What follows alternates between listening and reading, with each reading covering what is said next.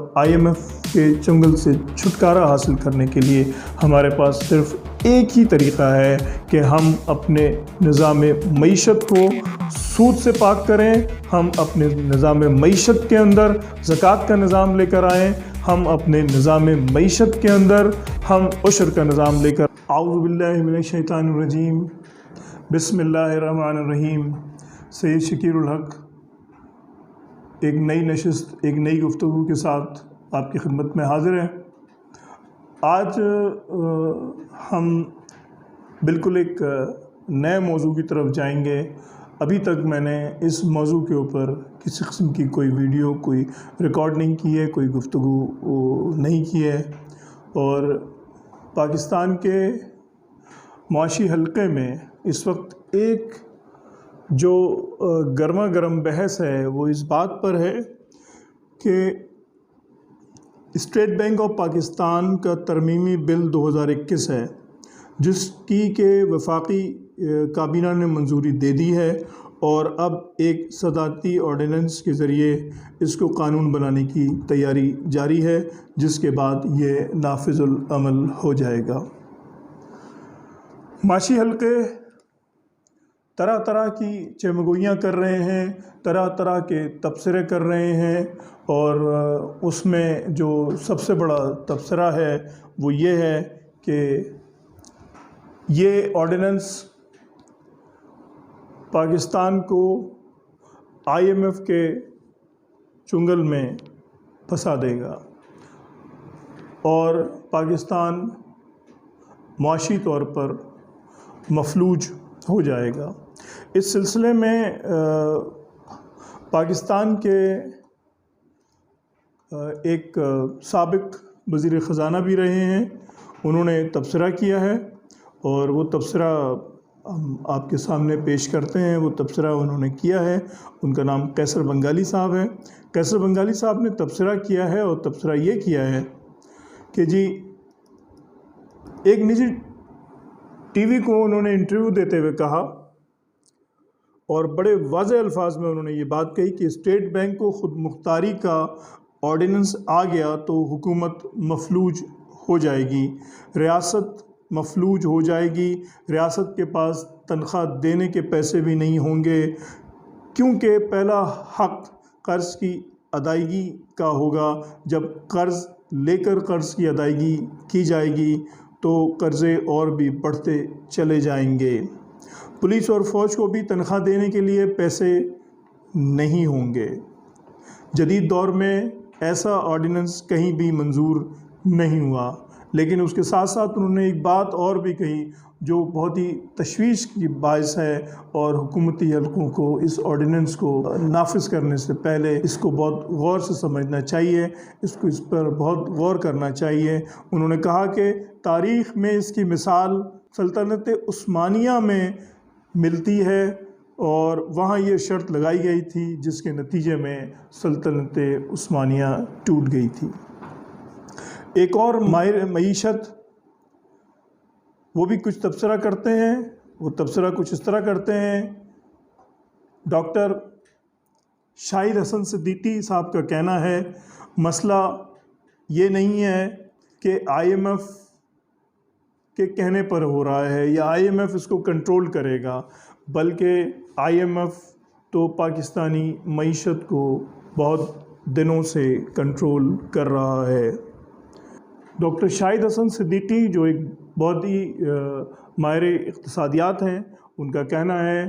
کہ یہ مسئلہ صرف معیشت کا نہیں ہے، IMF تو بہت پہلے سے پاکستانی معیشت کو کنٹرول کر رہا ہے۔ ہمارا اسٹیٹ بینک اتنا ہی خود مختار ہے جتنا دنیا کے بیشتر ممالک کے مرکزی بینک خود مختار ہیں۔ اس میں صدیقی صاحب آگے کہتے ہیں کہ اس میں زیادہ خطرناک بات یہ ہے کہ گورنر اسٹیٹ بینک کو کوئی ہٹا نہیں سکتا ہے۔ یہ ایک بڑا زبردست نقطہ ہے اس آرڈیننس کا کہ اسٹیٹ بینک کے گورنر کو کوئی ہٹا نہیں سکتا ہے۔ اس کا مطلب یہ ہوا کہ اسٹیٹ بینک کا گورنر پارلیمنٹ سے بھی زیادہ پاورفل ہوگا، اور اس سے آگے بات کہی گئی ہے کہ پارلیمنٹ वज़ीर आज़म को हटा सकती है। इसी तरीके से और FIF वज़ीर आज़म को बुला सकते हैं, लेकिन गवर्नर स्टेट बैंक और डिप्टी गवर्नर स्टेट बैंक को पाकिस्तान के कोई इदारे अपने पास किसी भी सिलसिले में उसको नहीं बुला सकते हैं। उसूली तौर पे तो होना ये चाहिए कि जिसकी जितनी ज़िम्मेदारियां ज़्यादा हों उसका एहतसाब कड़ा होना चाहिए। यहाँ पर आप उस गवर्नर स्टेट बैंक को या डिप्टी गवर्नर को इख्तियारात इतने ज़्यादा दे रहे हैं, लेकिन उसको एहतसाब के अमल से बिल्कुल हटा रहे हैं। ये किसी सूरत में भी मुनासिब नहीं है और महसूस यही हो रहा है कि ये एक पूरा जाल बिछाया गया है और पाकिस्तान इस जाल के अंदर फंसता चला जा रहा है। इसमें अपनों का भी कसूर है और पराये तो बहरहाल पराये ही हैं। यहाँ पर एक अहम नुक्ता है, वो ये है कि पाकिस्तान में सोने के ज़खायर सिर्फ़ और सिर्फ स्टेट बैंक ऑफ पाकिस्तान के पास हैं और ज़र मुबादला के ज़खायर जो स्टेट बैंक ऑफ पाकिस्तान के पास हैं, ज़र मुबादला के वो ज़खायर जो फ़ॉरेन करेंसी की सूरत में स्टेट बैंक ऑफ पाकिस्तान के पास हैं, वो भी तकरीबन 90% के करीब स्टेट बैंक ऑफ पाकिस्तान के पास ज़र मुबादला के ज़खायर हैं। पाकिस्तान के अंदर 1990 की दहाई में निजकारी की लहर का आगाज़ हुआ। निजकारी शुरू हुई 1990 में, जिसके तहत दर्जनों बैंक और न जाने कितने इदारे औने पौने दामों में फ़रोख्त कर दिए गए। हुकूमत पाकिस्तान जब आखिरी बार 1990 में IMF के प्रोग्राम में दाखिल हुई थी और $6 अरब का कर्ज़ा हासिल किया था, तो इस कर्ज़े की शराइत में स्टेट बैंक की आज़ादी या वसी खुद मुख्तारी भी शामिल थी। इसी सिलसिले में रज़ा बाकर की गवर्नर स्टेट बैंक के तौर पर और फिर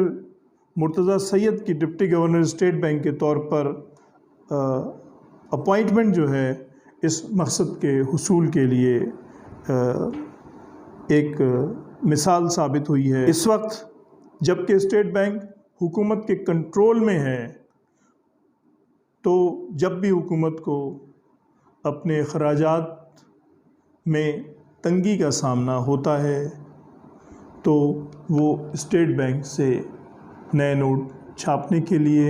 या स्टेट बैंक से कर्ज़ लेकर अपनी तंगी को पूरा कर लेता है। हुकूमत पाकिस्तान इस ऑर्डिनेंस के ज़रिए स्टेट बैंक के गवर्नर को गोया एक एमनेस्टी दे रही है, जिसके तहत वो किसी के कंट्रोल में नहीं होगा। पार्लियामेंट, जैसा कि मैंने पहले ज़िक्र किया, और जो मईशतदान हैं, और हम तो इस सिलसिले में एक तिफ़्ल मकतब हैं। मैं तो एक तालिब इल्म हूँ और छोटा मुँह और बड़ी बात हो जाएगी कि इस वक्त अगर हमने स्टेट बैंक के गवर्नर को एमनेस्टी दे दी है, जिसके नतीजे में वो किसी को भी जवाबदेह नहीं होगा, और या हमने अपना ख़ज़ाना उसके हवाले कर दिया है जो कि हुकूमत पाकिस्तान का मुलाजिम नहीं है, वो मुलाजिम IMF का है, तो आप अंदाज़ा लगाइए कि इसका कंट्रोल IMF के पास जाएगा या हुकूमत पाकिस्तान के पास रहेगा। इस सिलसिले में मैं एक बात कहूँगा, और वो क्योंकि हम अपनी वीडियो में अक्सर व बेशतर ये बात कहते हैं कि हम सलूशन की बात करते हैं कि इन मसाइल का हल क्या है। देखें, अभी भी हमारे पास वक्त है, अभी भी हमारे पास टाइम है। हम अल्लाह और अल्लाह के रसूल के बताए हुए قاعدے اور قانون کے مطابق اپنی معیشت کو چلائیں۔ سب سے پہلے سود کا نظام ہماری معیشت سے ختم کیا جائے اور اس کے بعد ایک نظام کی تبدیلی کی بات کی جائے۔ اس نظام کو، پورے نظام معیشت کو تبدیل کیا جائے۔ اسلامی نظام معیشت کو نافذ کیا جائے۔ اسلامی نظام معیشت کو نافذ کرنے کا نتیجہ یہ ہوگا کہ حکومت پاکستان کے پاس جتنا سونا ہوگا اس سے زیادہ حکومت پاکستان نوٹ نہیں چھاپ سکے گی۔ اور رمضان کی آمد ہے۔ اس رمضان میں اربوں روپے کی ہمارے ہاں زکوٰۃ جو ہے وہ کلیکٹ ہوتی ہے، اور جس کا حکومت کے پاس کسی قسم کا کوئی ریکارڈ موجود نہیں ہوتا ہے۔ سونے اور چاندی کے ذخائر جتنے بھی حکومت پاکستان کے پاس، یہ اسٹیٹ بینک آف پاکستان کے پاس ہیں، اور اسی کے مطابق جو ہے وہ کرنسی جاری کی جائے، اور اس سے زیادہ کرنسی چھاپنے کی اجازت نہیں ہونی چاہیے، جس کے نتیجے میں افراط زر بالکل بھی نہیں ہوگا، اور حکومت پاکستان کو اندرونی قرضے حاصل کرنے سے بھی جان چھوٹ جائے گی۔ اور حکومت پاکستان کے پاس جو ترقیاتی کام کرنے کے لیے پیسوں کی ضرورت ہوتی ہے، اور تنخواہیں دینے کے لیے جو پیسوں کی ضرورت ہوتی ہے، اس کے لیے اللہ تعالیٰ نے ہمیں پورا نظام معیشت دیا ہوا ہے۔ میں علماؤں سے بھی درخواست کروں گا، جو خاص طور پر وہ مفتی حضرات، وہ عالم دین، وہ محقق جو معیشت کے اوپر گہری نظر رکھتے ہیں، میری ان سے درخواست ہے کہ وہ ایک وفد کی صورت میں حکومت پاکستان کے پاس جائیں، عمران خان صاحب کے پاس جائیں، ان سے ملیں، عدالتوں میں جائیں، ان سے ملیں، اور پاکستان کی اس وقت وہ وقت آ گیا ہے کہ پاکستان کے نظام معیشت کو بالکل تبدیل کر دیا جائے۔ اس نظام معیشت میں